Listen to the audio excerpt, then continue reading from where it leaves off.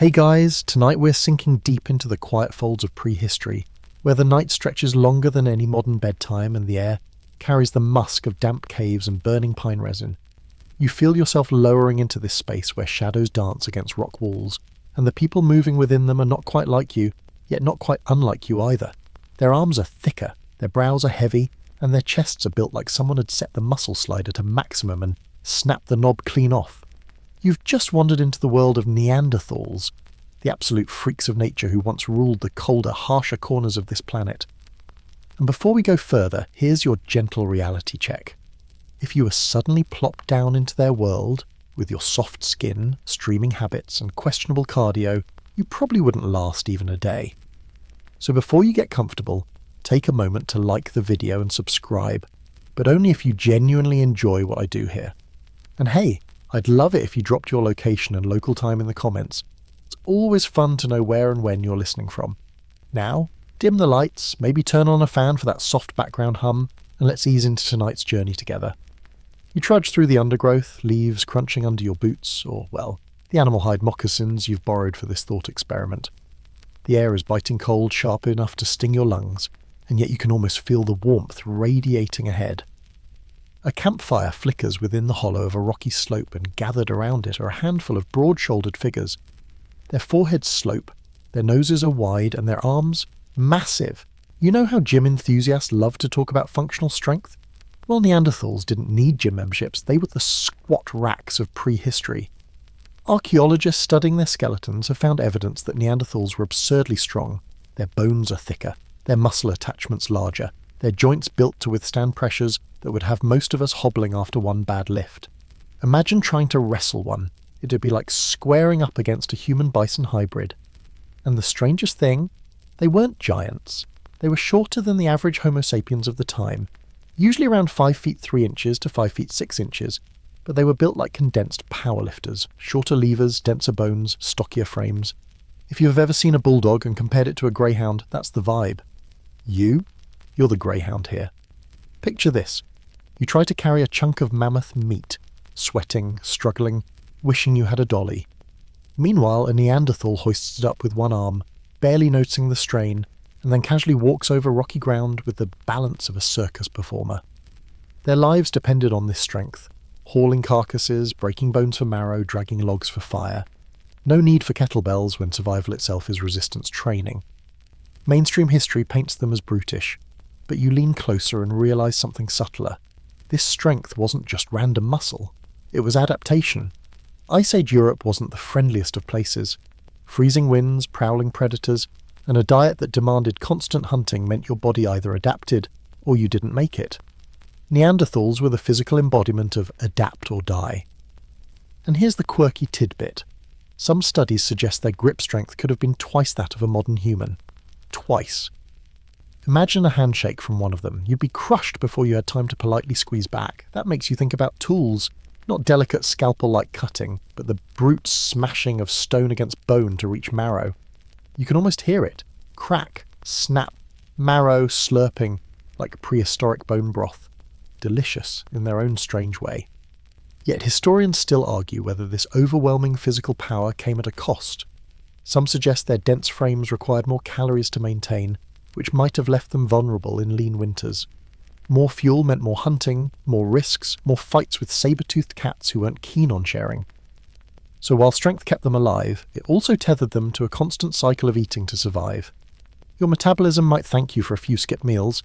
Neanderthals didn't have that luxury.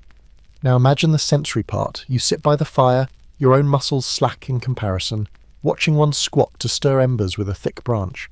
Their hair smells faintly of smoke and animal fat, a natural cologne that probably didn't make it into Neanderthal Tinder bios. The shadows cast by their massive shoulders ripple across the cave walls, and you feel both safe and slightly terrified. Safe because who's going to mess with a group built like ancient linebackers terrified? Because you're still human enough to wonder if those sideways glances are protective or curious. There's a strange beauty here. Their strength wasn't just brawn, it was survival wrapped into their very bones. You glance at their hands, wide palms, short fingers gripping flint. Hands that could crush but also shape.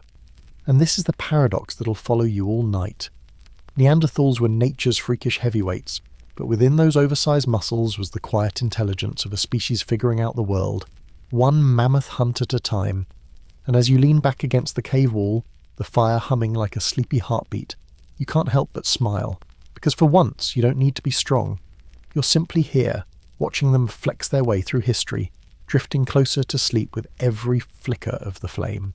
You blink slowly, the flicker of firelight fading into the steady rhythm of breath all around you. Their lungs, broad and powerful, move like bellows, feeding oxygen to muscles carved by nature itself.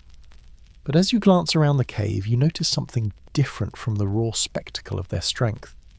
In their thick, calloused hands, stones are being chipped, shaved, and coaxed into shape. You've just stumbled into the quieter, stranger side of Neanderthal life, their tools and the odd habits that came with them. At first glance, it looks simple. A rock bashing against another rock. Sparks sometimes leap, flakes fly, and sharp edges emerge. But sit with it for a moment. The rhythm becomes hypnotic. Chip, turn, chip again. These aren't just random breakages. There's technique here, precision hidden beneath thick fingers. They knew how to strike at just the right angle, how to predict the way stone would fracture, how to transform a stubborn hunk of flint into a cutting edge sharp enough to slice through hide. Mainstream history tells you they made Mousterian tools, named after a French cave where piles of them were found. Think scrapers, hand axes, points for thrusting spears. Nothing too fancy compared to later Homo sapiens, but still effective enough to last hundreds of thousands of years. That scraper in a Neanderthal's hand could peel hide, carve wood, or shave down a branch into a spear. Efficiency over elegance. But here's the quirky bit. They didn't just stop at stone. Sometimes they used animal bones or even their own teeth as tools. Imagine gnawing on a bone not to eat it, but to smooth a hide. Their teeth show heavy wear, almost like natural Swiss Army knives built into their mouths. Some anthropologists even joke that Neanderthals may have invented the world's first multi-tool, except, it was dental. You might complain about flossing at night, but these folks were sanding reindeer skins with their molars. Lean closer. Watch how they pass tools between one another. The stone chips gleam faintly in the firelight, edges razor thin. You pick one up carefully and almost nick your finger. There's artistry here, even if it's rough by modern standards. Some researchers argue that certain tools were deliberately standardized, almost like mass production before factories. A whole group might sit together, rhythmically striking flint, producing matching points for spears. The sound must have filled the cave like a prehistoric drum circle. And historians still argue whether Neanderthals innovated or merely copied. Did they invent these tools themselves, or did they pick them up after encountering early Homo sapiens? That debate simmers like the fire beside you. But staring into the sparks, you realise it doesn't matter so much. What matters is how these tools gave them a foothold in a hostile world. One sharp edge at a time. Imagine the sensory detail, the grit of stone dust clinging to your fingertips, the sulphur scent of struck flint lingering in your nose. A Neanderthal beside you blows gently on a fresh blade, cooling it from the friction of strikes. The air tastes of minerals, sharp and dry, before you shift back to the smoky warmth of the fire. The contrast makes your eyelids heavier, as if the rhythm of chipping stone has synced with the rhythm of your heartbeat. And yes, their odd habits make you chuckle. One might tuck a flake behind an ear like a carpenter with a pencil. Another could chew leather strips to soften them, leaving spit-shine tools in their wake. It's not glamorous, but it's life. And somewhere between those chips of flint and gnawed bones, you realise you're witnessing the beginnings of human technology, the raw draft of every gadget, every tool, every phone screen you've ever swiped. The fire dies down slightly, shadows lengthen, and you lean back against the stone wall again. Outside, the wind rattles through the trees, but in here, the only sound is the steady clink of stone on stone, a lullaby of survival, oddly comforting in its repetition. Night drapes the wave like a velvet curtain, the embers of the fire casting faint orange halos across stone walls. The tribe is restless in a way that feels familiar, almost human.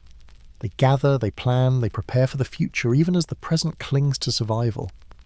Tonight, you step into their world of art, adornment, and the earliest sparks of creativity that flirt with our imagination itself.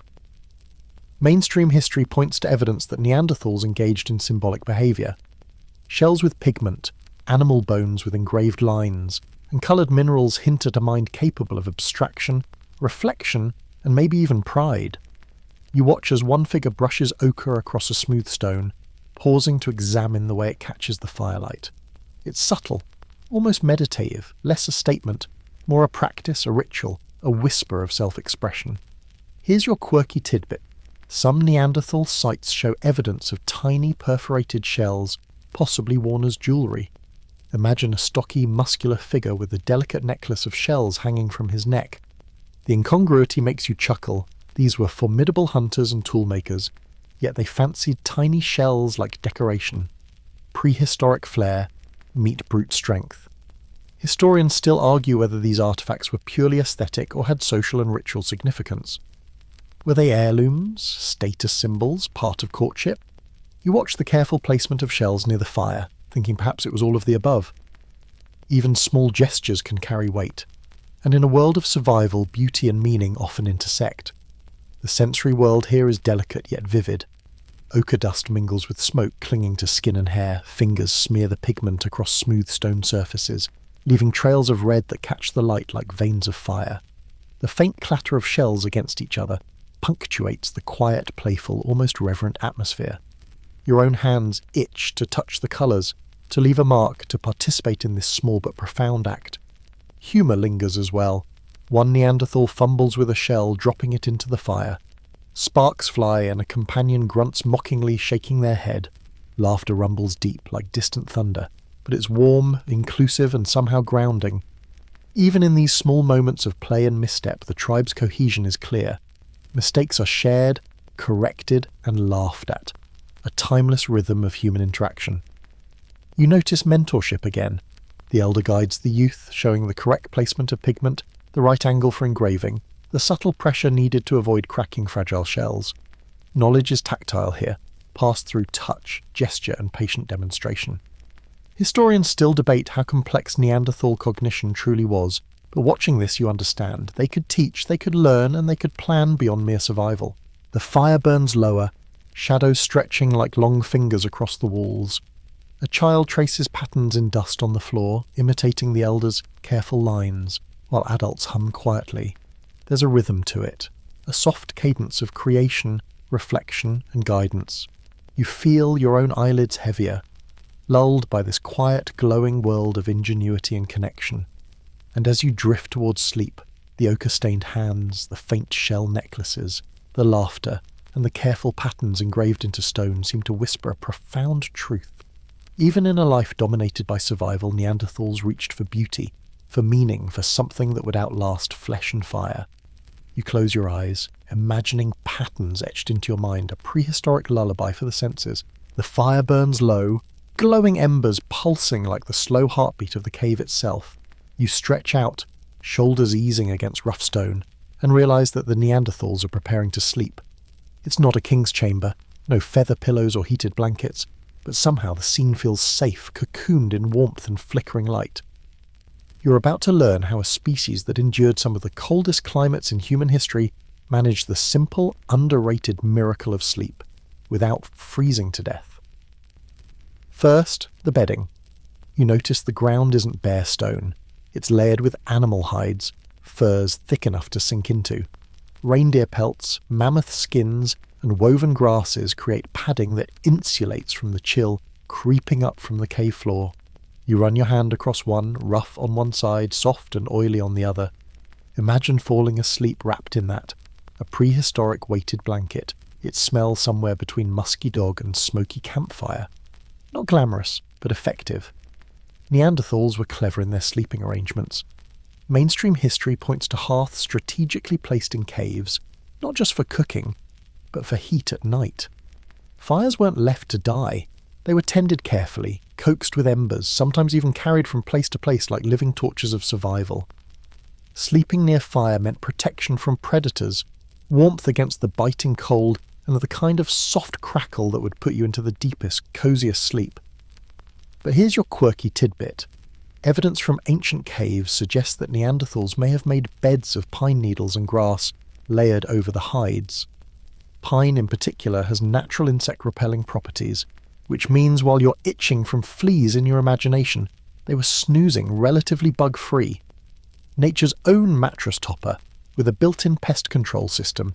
You shift uncomfortably in your modern bed, wondering why we ever gave that up. The night in a cave wasn't silent, though. You can almost hear it now. The drip of water from stalactites, the distant growl of a cave lion outside, the snuffling of hyenas scavenging nearby. But inside, nestled close together, the Neanderthals made their own soundscape. Deep snores, soft murmurs, the rustle of furs being pulled tighter. Family groups likely huddled for warmth, children wedged between adults, everyone's body heat pooling in a communal shield against the icy dark. Historians still argue whether Neanderthals kept watch shifts through the night. Some believe their groups were large enough that someone always stirred near the fire, poking it awake before it went cold. Others think their internal rhythms, lighter sleepers paired with heavy ones, meant they naturally had security built into their rest. You glance around at the cave now, one figure sprawled by the fire, twitching slightly in dream. Another sitting upright, her toad, eyes half open, as though his mind is dozing while his body stands guard. And what about the dreams? It's impossible not to wonder. With brains as large or even slightly larger than ours, Neanderthals must have dreamed. Did they replay hunts in their sleep? Did they dream of firelight, of storms, of ancestors? Did children imagine mammoths flying or rivers turning to fire? The cave hums with possibilities you'll never know, and the not knowing is strangely soothing. Sensory detail pulls you deeper into their rest. The air smells smoky, resinous pine mixed with damp earth. A hide shifts, releasing a puff of musky heat. You feel the weight of the cave pressing around you, steady, unmoving, as if the earth itself is cradling its tenants. A Neanderthal child stirs, small fist clutching a scrap of fur, then sighs and sinks back into slumber. The sound makes your own eyelids heavier, and just as you're about to drift, you catch one last detail, the careful positioning of spears and tools near the sleeping bodies. Survival never fully slept. Even here, in the stillness of night, the line between safety and danger could vanish with one growl outside. Yet somehow, with the fire's glow stroking the cave walls and the steady rhythm of communal breath, you feel secure enough to surrender to sleep. The cave is still dark when you stir, though the fire has been coaxed back into flame. A few Neanderthals are awake, their heavy silhouettes moving quietly in the glow. One squats by the hearth, another chips flint. But what captures your attention isn't the sight, it's the sound. A low murmur, guttural and strange, ripples through the space. You realise you're hearing their voices, and in that moment, you step into one of the most tantalising mysteries of all. How did Neanderthals speak, if they spoke at all? At first, it sounds like growls and hums, deep and resonant, like the earth itself mumbling in its sleep. But stay a little longer. Listen closely. There are rhythms, rises and falls. There's timing, pauses, even something that feels suspiciously like laughter. Their vocalizations aren't just random noise, they're patterned. They're trying to communicate. Mainstream history points out that Neanderthals had the physical equipment to produce speech. Their hyoid bone, a small horseshoe-shaped bone in the throat, looks remarkably similar to ours. This bone anchors the muscles that allow complex vocal sounds. Add in the evidence of their ear structures, tuned to the same frequency ranges as modern humans, and suddenly the idea of Neanderthals grunting mindlessly feels way too simplistic. They could hear like us, shape, sound like us, and probably needed to chatter about more than just mammoth steaks. Here's your quirky tidbit. Researchers once suggested Neanderthals may have had a higher-pitched nasal quality to their speech. Imagine their massive muscular bodies producing voices that sounded a little like cartoon characters. It's speculative, but the thought of a 5'5" wall of pure Ice Age muscle turning to you and squeaking past the marrow bone is enough to make you snort. You listen as two Neanderthals exchange sounds, short clipped bursts followed by longer rumbling notes. Maybe it's hunting plans, maybe it's gossip. You get the distinct feeling that even 60,000 years ago somebody was probably saying, "Can you believe what she did with his spear last night?" Because where there are humans, or near humans, there is always gossip. Historians still argue whether Neanderthals had full symbolic language or something more limited. Did they tell stories, share abstract ideas, or was it simpler, pointing, grunting and supplementing with gestures? Watching them now, you notice the hands. Wide palms slicing the air, fingers stabbing toward the cave mouth, a quick flick of the wrist. Language, after all, isn't just voice, it's gesture, expression, posture. One raises his eyebrows, another smirks, and suddenly the whole exchange feels eerily familiar. You've seen these exact dynamics at your own dinner table. You try to imagine yourself joining in.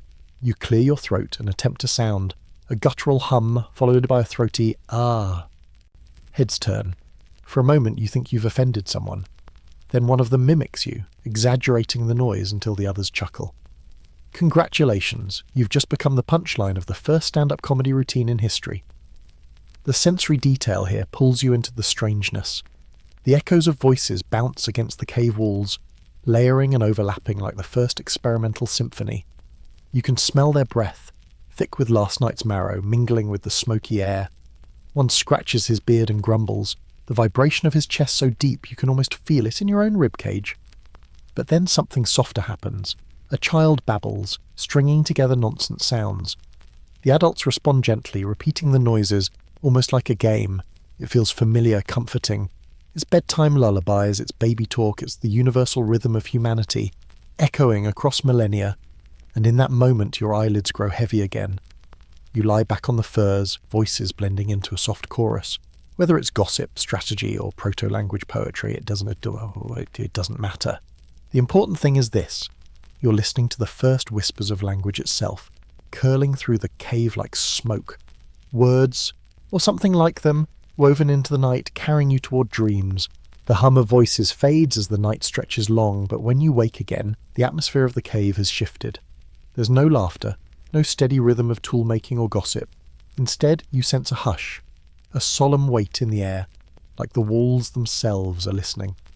You shuffle closer, hearts slow and heavy, and realize that the Neanderthals are gathered not around food or fire, but around one of their own who will not wake again. Tonight you're witnessing the quiet rituals of Neanderthal burials, and the spiritual hints they may have left behind. At first glance it's simple. The body lies in a shallow depression near the fire, wrapped loosely in hides, arms folded across the chest. Stones are placed near the head, flowers scattered around the torso. The air smells faintly of crushed pollen, mixed with smoke and musk. This isn't just the disposal of a body. It feels intentional, careful, even tender. Mainstream history notes that some Neanderthal burial sites contain pollen grains, suggesting that flowers were deliberately placed with the dead. The Shanida cave in Iraq is famous for this. The remains of a Neanderthal surrounded by blooms of yarrow, cornflower and hollyhock. It's hard to picture brute survivalists taking the time to collect flowers, unless it meant something more. Were they honouring the dead, comforting the living, or simply decorating? Historians still argue whether this was true symbolism or just convenient ground cover. But as you sit here watching, it doesn't feel accidental. Here's your quirky tidbit. One burial site contained the skeleton of a man who had been disabled for years, missing an arm, partially blind and severely injured. Yet he lived long past those injuries, cared for by his group. When he finally died, he was laid to rest with the same quiet reverence as the strongest hunter. That's not brute instinct. That's compassion. That's family. And it gives you goosebumps under the warm furs. You shift closer to the burial. One figure leans down, pressing a hand to the hide as if saying goodbye. Another hums low, a sound that vibrates in your chest, too deep and mournful to be mistaken for anything but grief. A child clutches a parent's leg, eyes wide, perhaps too young to understand but old enough to feel the tension. You realise that in this dim cave, under the weight of firelight and shadows, you're watching the beginnings of ritual. And historians still argue whether Neanderthals believed in an afterlife. Was this a gesture of remembrance? A belief that flowers and tools would accompany the dead into some other realm? Or was it purely practical to keep scavengers away? You glance at the cave mouth where hyenas prowl in your imagination, teeth flashing in the night. Maybe it was both. Practical survival and spiritual spark woven into the same act. The sensory details sink into you. The smoke clings thick to your hair. The smell of crushed plants rises every time someone shifts the body. The silence is broken only by the faint crackle of fire and the occasional sob-like rumble.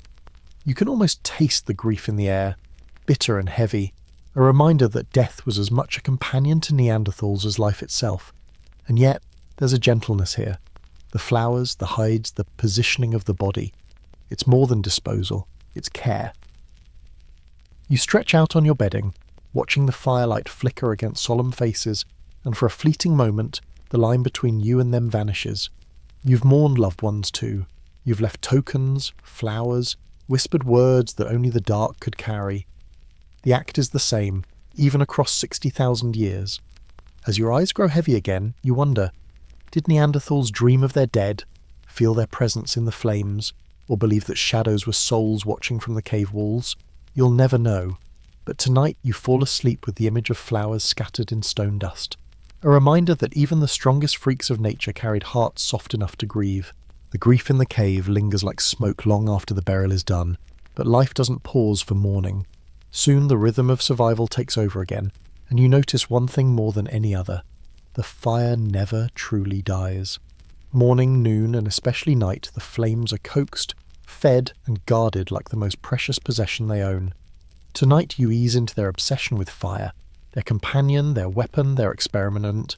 The hearth glows, not just one, but several, spaced carefully through the cavern like little islands of light. Families huddle near each, tending embers, stacking logs, fanning sparks back into life with practiced patience. To you, it feels obvious. Who wouldn't want fire? But to a Neanderthal, fire wasn't just comfort, it was survival itself. Mainstream history tells us that Neanderthals mastered fire long before many other hominins. Hearths discovered in caves show layers of ash spanning centuries. They cooked meat, roasted plants, warmed to their shelters, and hardened the tips of their wooden spears by thrusting them into flames. Fire gave them light, warmth, and tools deadlier than bare wood.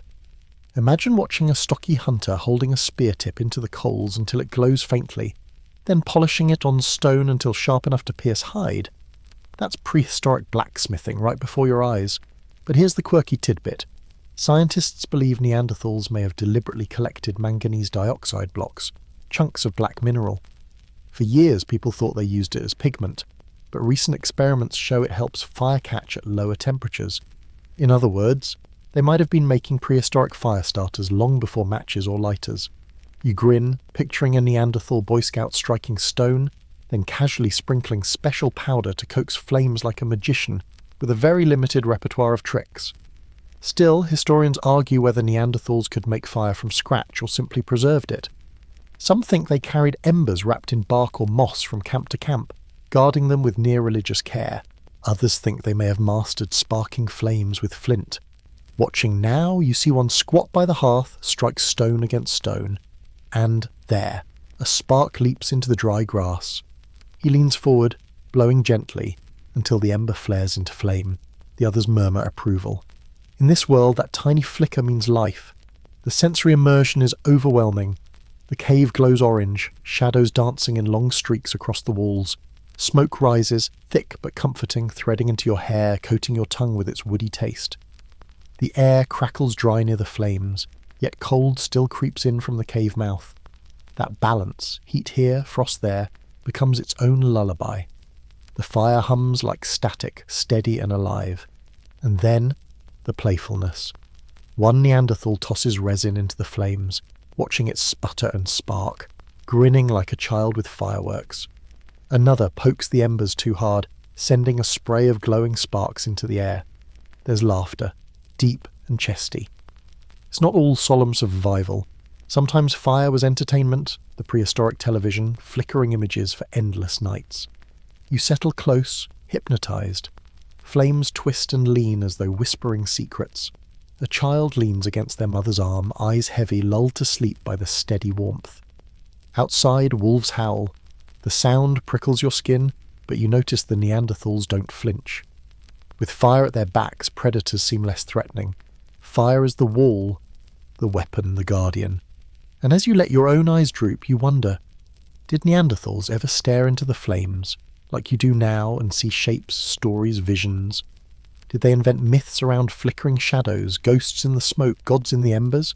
Historians still argue whether symbolic thought was theirs, but as the sparks dance upward, you can almost hear whispers that sound like the first campfire stories ever told.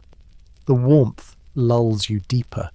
The fire sighs with you, steady, patient, endless. If strength was their body, then fire was their soul, and you're wrapped in both. drifting like smoke into sleep. You wake, or maybe you never fully slept, to the unmistakable weight of anticipation in the cave. The air is thick, not just with smoke, but with the charged energy of a gathering.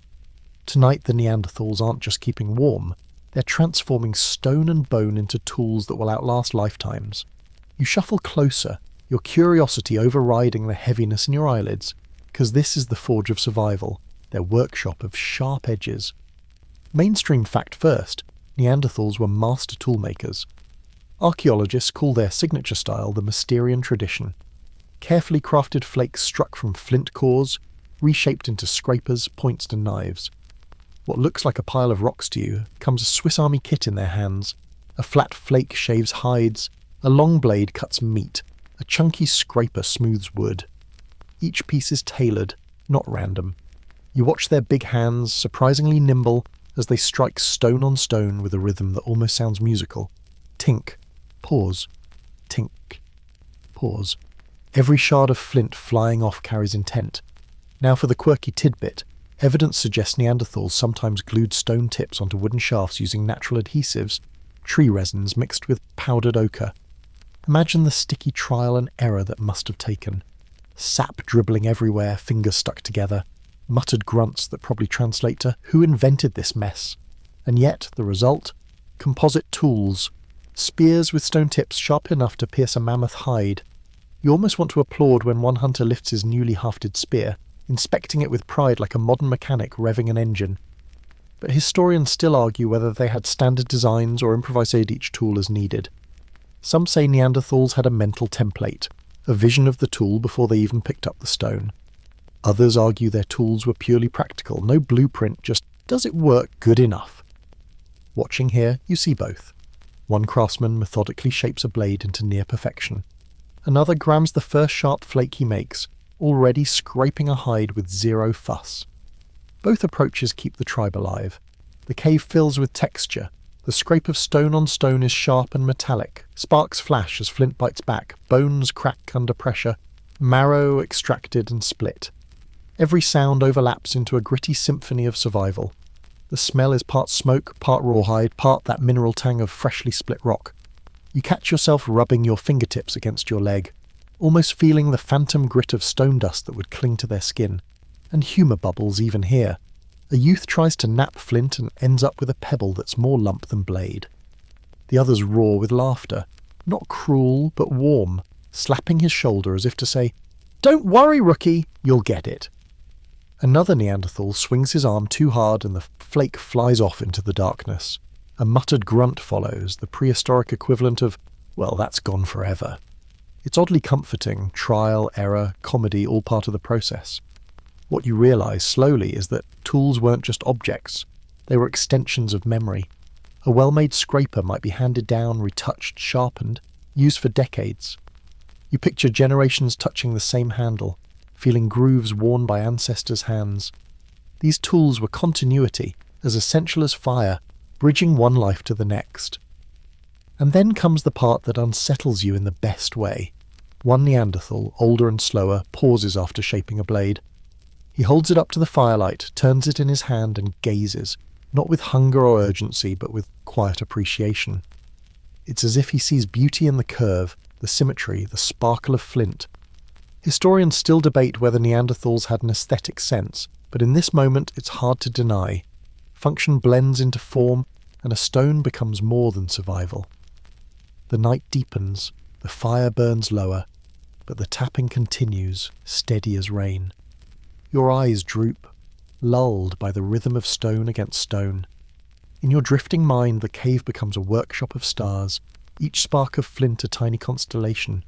Tools gleam faintly in the shadows, ready for tomorrow's hunt, tomorrow's hide, tomorrow's meal. And as you slip into that twilight state, one thought lingers like an ember. If survival was an art, then Neanderthals were its quiet masters, chiselling their legacy one spark at a time. The cave is quiet now, the tapping of flint replaced by the rustle of fur and the low, steady rhythm of breath. But outside, just beyond the glow of the hearths, the night is alive in ways that remind you of how small and fragile this tribe truly is. The Neanderthals don't just live against the backdrop of nature, they live inside its teeth. Tonight you step into their world of predators and prey. where survival means reading every sound, every shadow. Mainstream history gives you the basics. Neanderthals were hunters of staggering courage. They didn't just scavenge, they pursued megafauna like mammoths, woolly rhinoceroses, and bison. Evidence from bones suggests close-quarters confrontations, wounds that match bullfighting injuries, spears driven deep into muscle and hide. You picture them bracing as a massive animal thunders past. Their only weapon a fire-hardened shaft tipped with stone. It's reckless, it's heroic, it's survival. But here's the quirky tidbit. Scientists once found what looked like eagle talons with cut marks, as though Neanderthals wore them as ornaments, which means they weren't just hunting for food, they might have been hunting raptors for their claws, a kind of jewellery or trophy. You grin at the idea. Forget your mammoth steak. Did you see the size of this claw necklace? It's half survival, half prehistoric fashion statement. Still, historians argue whether Neanderthals were apex predators or opportunists. Some insist they could bring down beasts many times their size through teamwork and strategy. Others suggest they scavenged as often as they hunted, taking advantage of carcasses left behind by lions or hyenas. Watching them now, crouched at the cave mouth, spears gripped, you see strategy in their eyes. They're not waiting for scraps, they're planning the night. The sensory details hit hard. You hear it first. The distant bellow of an aurochs, low and resonant, vibrating through your chest. Then the soft, padded footsteps of wolves weaving closer, circling in the dark. The wind carries musk, dung, and the faint iron tang of blood from something freshly killed beyond the ridge. The hunters fan out, coordinated without words, as if muscle and breath are enough to signal intent. One raises his arm. The others halt. The air freezes. Then, with a grunt, the charge begins. The clash is chaos. Hyenas snarl, flashing teeth in the moonlight. Spears thrust, piercing hide and snapping bone. The air fills with yelps, roars, and the sickening thud of wood striking flesh. It's brutal, but not mindless. Every move is calculated to drive the predators back, to seize the prize of meat before dawn. When the hyenas scatter, the Neanderthals howl in triumph, not loud but deep, guttural, enough to claim the night as their own. And yet, there's humour even in the danger. One hunter, bold but clumsy, trips on a root mid-charge, landing flat on his back with a grunt. The others laugh between thrusts, even as they pull him up and shove him forward. Another manages to spear a chunk of hide but loses grip, yanking back only to find himself holding an empty shaft. The look on his face, half frustration, half sheepish, is timeless. Survival may be deadly serious, but laughter still slips through. Back at the cave, the prize is laid out. Strips of meat carved, fat roasted, marrow sucked from bones. The smell of cooked flesh fills the cavern, heavy and rich, mingling with smoke. Children gnaw ribs with wide-eyed hunger, grease shining on their cheeks. The fire crackles louder as if celebrating with them. You sit among them, your own stomach grumbling, though your mind is caught on something else. The balance of it, der Gorviol. To survive, they must be both predator and prey, hunters and hunted.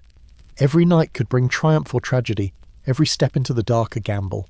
Historians still argue whether Neanderthals had rituals before the hunt, prayers to unseen forces.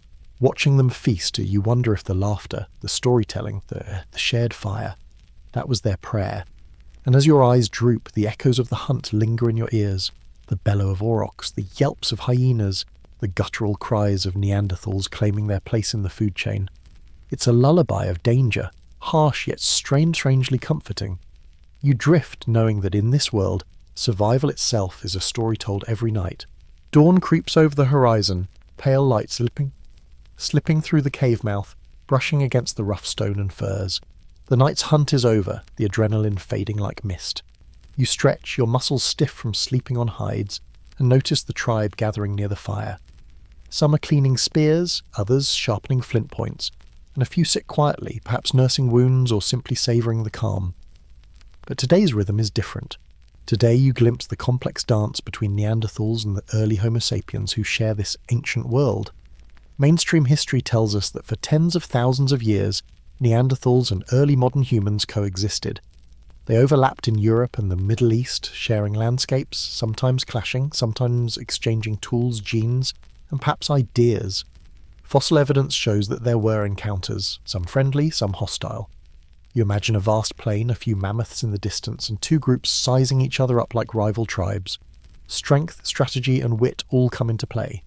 Here's a quirky tidbit. Genetic studies show that some Neanderthals had red hair and freckles, traits famously common among Ceratopan Homo sapiens. Picture this, a hulking, muscular Neanderthal with bright ginger hair squinting at a similarly freckled human across a snowy field. You can almost imagine the confusion. Wait, are you one of us or one of them? Maybe even the beginnings of fashion envy way back in the Ice Age. Yet historians still argue whether these encounters were violent, cooperative, or somewhere in between. Some suggest occasional interbreeding, evidenced by the 1 to 2% of Neanderthal DNA in non-African modern humans. Others propose conflict was more common, competition for game, shelter, and territory. Standing on this imagined field, you see both possibilities unfold. Neanderthals, stocky and powerful, strategizing, circling. Homo sapiens, agile and clever, observing, testing. The sensory detail is intense. Snow crunches underfoot, cold biting through furs.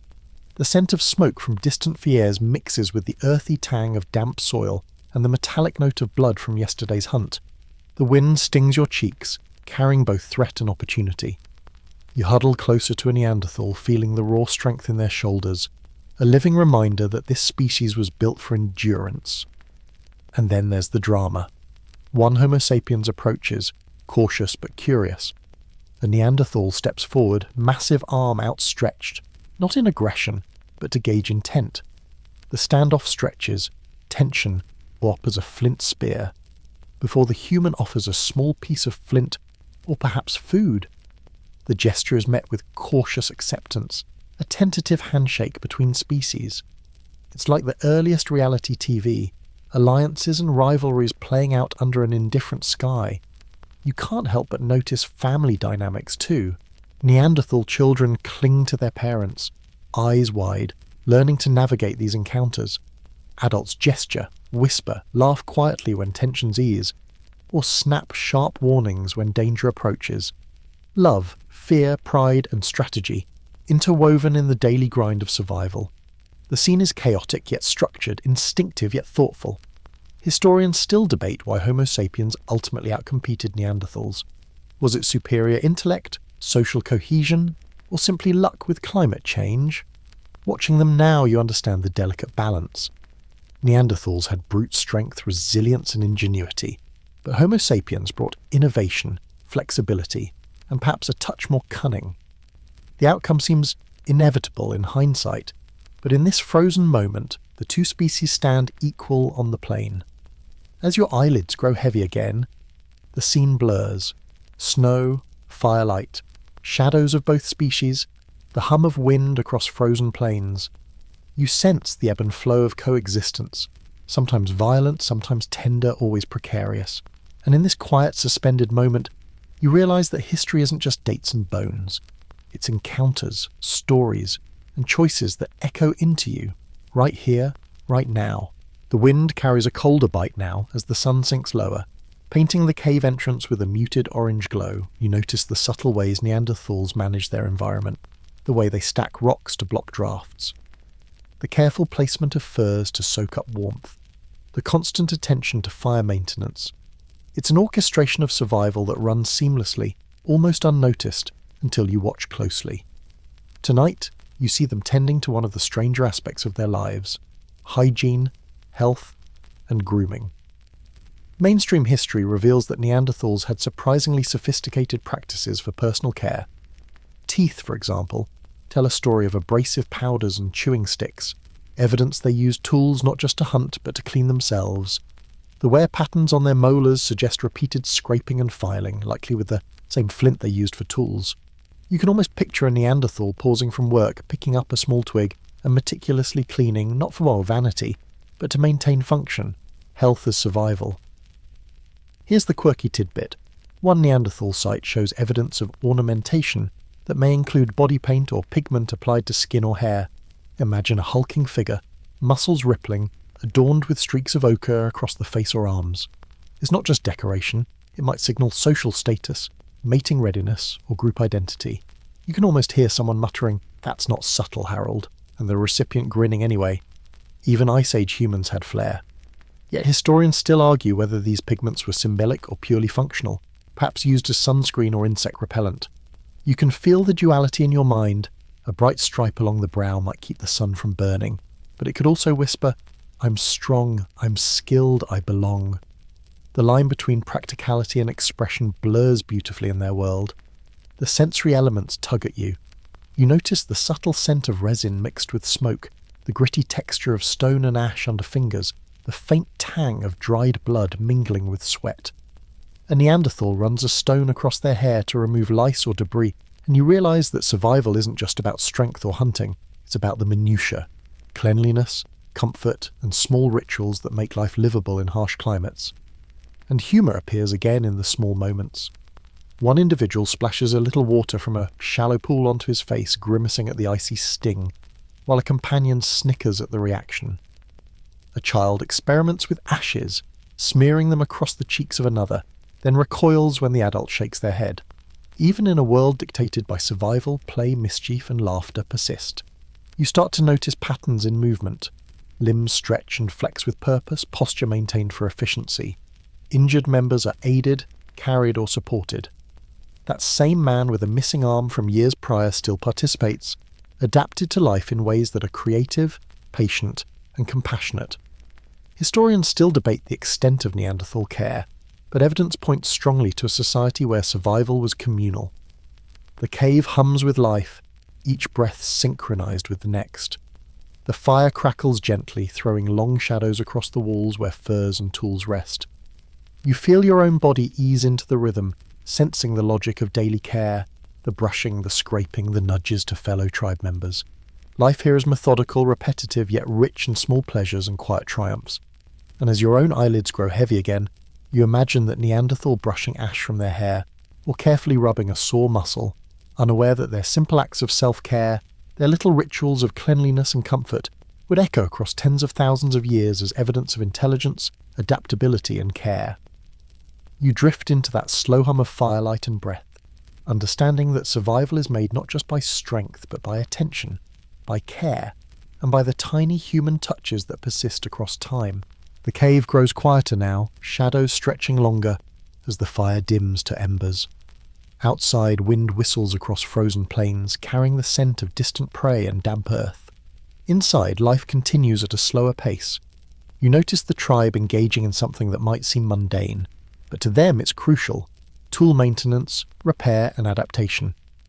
Tonight, you witness Neanderthals perfecting the art of innovation, not in grand leaps, but in patient, iterative steps. Mainstream history shows that Neanderthals reused and reshaped tools extensively. A single flint hand axe might see dozens of repairs, edges resharpened, broken tips replaced, until the original stone barely resembled its first form. This isn't laziness, it's efficiency.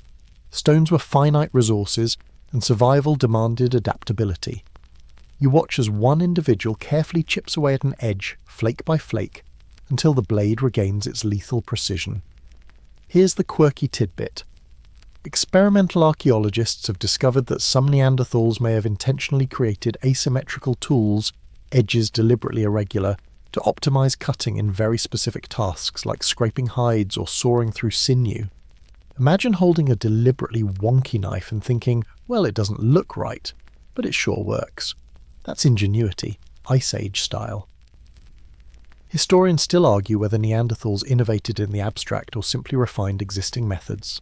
Some evidence suggests they observed cause and effect, understanding how different angles, force, and materials changed results. Other researchers argue it was trial and error with no underlying theory. You watch the steady rhythm of their work and think, maybe it's both. Sometimes innovation doesn't need a lecture.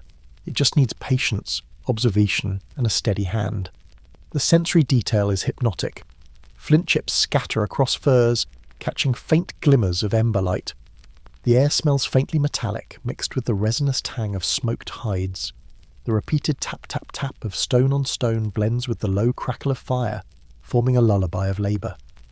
You feel your eyelids droop with the rhythm, the mind synchronizing with the measured, purposeful work of these prehistoric artisans. And then there's the humour. Small, human, timeless.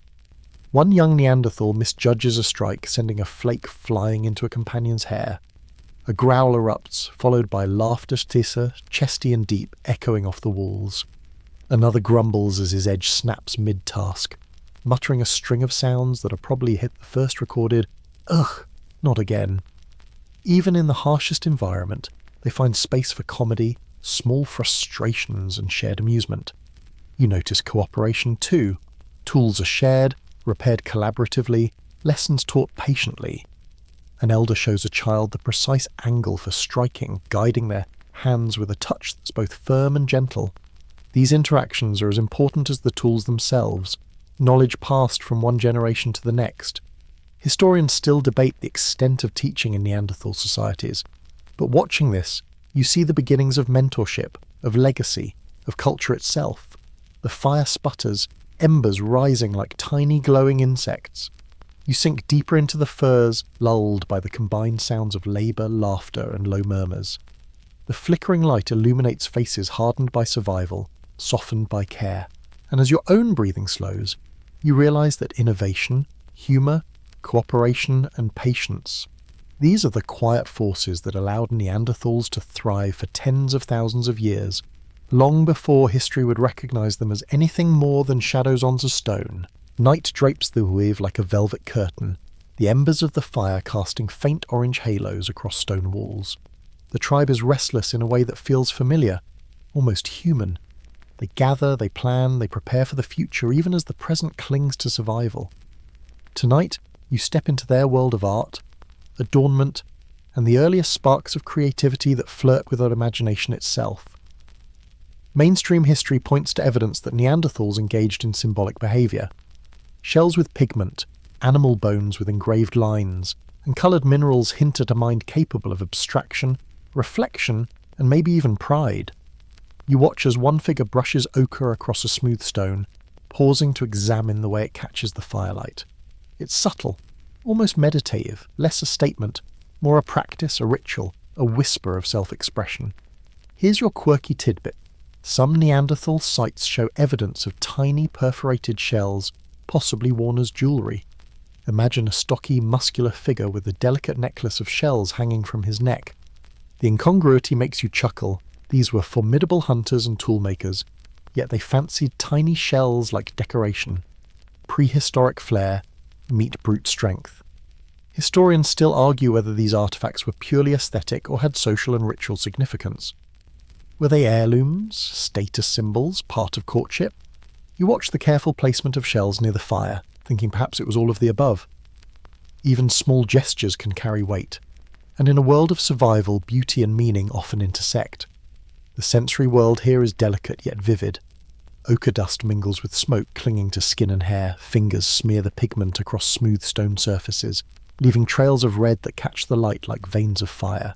The faint clatter of shells against each other punctuates the quiet, playful, almost reverent atmosphere. Your own hands itch to touch the colours, to leave a mark, to participate in this small but profound act. Humour lingers as well. One Neanderthal fumbles with a shell, dropping it into the fire. Sparks fly and a companion grunts mockingly, shaking their head. Laughter rumbles deep like distant thunder, but it's warm, inclusive and somehow grounding. Even in these small moments of play and misstep, the tribe's cohesion is clear. Mistakes are shared, corrected and laughed at. A timeless rhythm of human interaction. You notice mentorship again. The elder guides the youth, showing the correct placement of pigment, the right angle for engraving, the subtle pressure needed to avoid cracking fragile shells. Knowledge is tactile here, passed through touch, gesture and patient demonstration. Historians still debate how complex Neanderthal cognition truly was, but watching this you understand. They could teach, they could learn, and they could plan beyond mere survival. The fire burns lower, shadows stretching like long fingers across the walls. A child traces patterns in dust on the floor, imitating the elder's careful lines, while adults hum quietly. There's a rhythm to it, a soft cadence of creation, reflection and guidance. You feel your own eyelids heavier, lulled by this quiet, glowing world of ingenuity and connection. And as you drift towards sleep, the ochre-stained hands, the faint shell necklaces, the laughter, and the careful patterns engraved into stone seem to whisper a profound truth. Even in a life dominated by survival, Neanderthals reached for beauty, for meaning, for something that would outlast flesh and fire. You close your eyes, imagining patterns etched into your mind, a prehistoric lullaby for the senses. The cave settles into a deep, steady rhythm as night presses in from all sides. The fire has dwindled to glowing embers, throwing long, flickering shadows across the walls. You sense a shift in the tribe's energy. It's quieter now, more deliberate, as if the day's work has given way to reflection and storytelling. Tonight, you witness the oral tradition, the proto-narratives of Neanderthals, their first attempts at passing knowledge, experience and myth through the gentle cadence of voice. Mainstream history confirms that storytelling is ancient, though evidence for Neanderthals specifically is indirect. Cave markings, symbolic artifacts, and repeated gestures suggest that they may have had the capacity to relay stories, teach lessons, or warn of dangers through vocalizations and demonstrations. You hear low melodic hums, punctuated with grunts and gestures, the rhythm strangely musical, like a lullaby mixed with instruction. Here's the quirky tidbit. Some researchers believe Neanderthals might have used drumming on hollow bones or rocks to punctuate their stories. Imagine a massive figure pounding a hollow log, while another hums a tune that only they fully understand. It's the Ice Age equivalent of a soundtrack, prehistoric percussion to emphasize narrative tension. You almost want to tap along, even though the story is beyond words, beyond direct comprehension. Historians still argue whether Neanderthals could convey abstract stories or whether their narratives were purely practical, focused on hunting strategy or territory knowledge. But observing this scene, you notice subtleties, pauses, repeated gestures, expressions that convey emotion. Even without words, information is being shared, encoded in rhythm, motion and sound. They are teaching, they are remembering, they are warning, they are connecting. The sensory environment is hypnotic. The scent of smoke mixes with pine resin and the faint metallic tang of worked stone. You feel the low vibration of hums against the cave floor, as if the walls themselves are resonating with the stories. Embers glow, illuminating focused eyes, twitching fingers, and subtle smiles that hint at understanding and empathy. The firelight dances across furs, making the cave appear alive, a canvas for narrative projection. Humour creeps in naturally. One elder exaggerates a gesture, mimicking the stumble of a mammoth or a clumsy companion. The youth laugh, deep and rich, echoing off the walls. Another missteps on a stone, producing an accidental percussion sound that perfectly punctuates the story's climax. Even in the harshest conditions, comedy threads itself into culture. It's timeless, human, and deeply comforting. You notice mentorship again, the unspoken thread connecting generations. Elders demonstrate hunting moves, survival strategies, or symbolic gestures. Children mimic, sometimes perfectly, sometimes imperfectly, but always learning.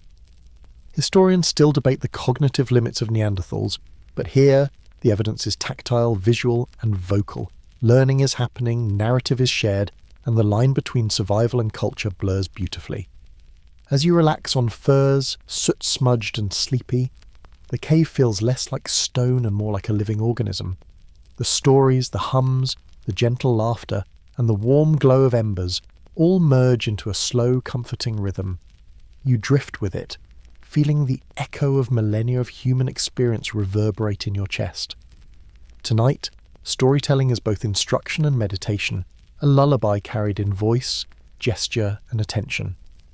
And as sleep tugs at your consciousness, you understand, even in a world of raw survival, Neanderthals were artists of connection, using voice and gesture to create cohesion, memory, and culture. You close your eyes, listening to the distant echo of their voices, letting it carry you gently toward dreams. The cave is now steeped in silence, broken only by the occasional crackle of the dying embers and the soft, rhythmic breathing of the tribe. You settle deeper into the furs, and the senses attuned to the subtle symphony of warmth, smoke, and faint movement. The day's hunts, crafts, stories, and rituals have left their mark on the cave, on the tribe, and on your own awareness. You realize you are witnessing the full spectrum of Neanderthal life: survival, ingenuity, social bonds, and the beginnings of culture. Mainstream history reminds us that Neanderthals were not mere brutes.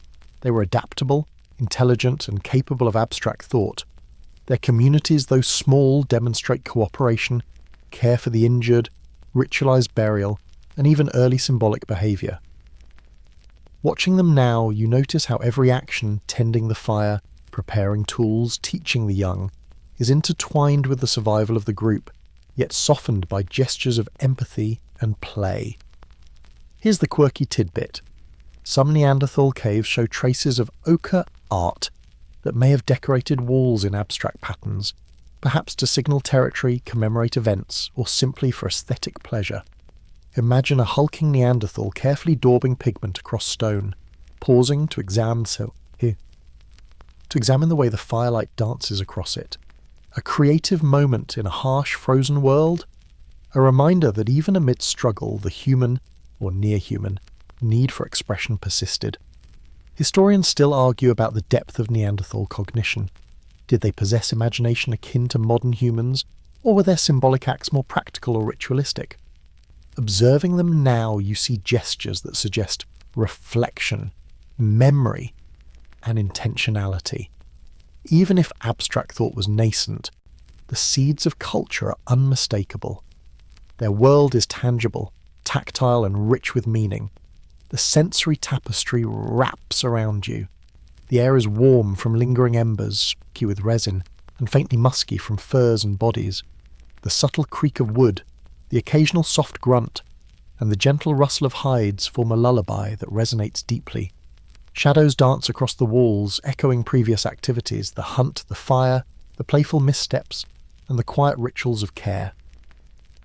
Every sense is engaged, yet all is calming. Humour and human quirk remain. You notice a youth attempting to balance a spear upright, only to have it topple and knock against a rock. The resulting sound sparks a quiet chuckle from the nearest adult, a timeless interaction that links laughter to survival. It's easy to imagine that, despite millennia, the essence of human play and observation remains unchanged. Mentorship threads through the scene, linking generations. Elders guide, children imitate, and subtle corrections transmit knowledge across ages. It's a living network of culture, survival, and learning, a blueprint of human adaptation before written records. Historians still debate how formalized these transmissions were, but the evidence before you is undeniable. Social learning shaped daily life, strengthening bonds and ensuring the tribe's continuity. And as your own eyelids grow heavy, the cave hums with history. Fire, furs, tools, pigment, storytelling, hunting, play, and care all merge into a single rhythm, a lullaby that has travelled through time. You feel the heartbeat of a species, the pulse of intelligence and emotion, and the quiet persistence of life that endures even under extreme conditions. The Neanderthals, absolute freaks of nature in the harshest landscapes, have shown you ingenuity, humour, empathy, and culture all woven into the fabric of survival.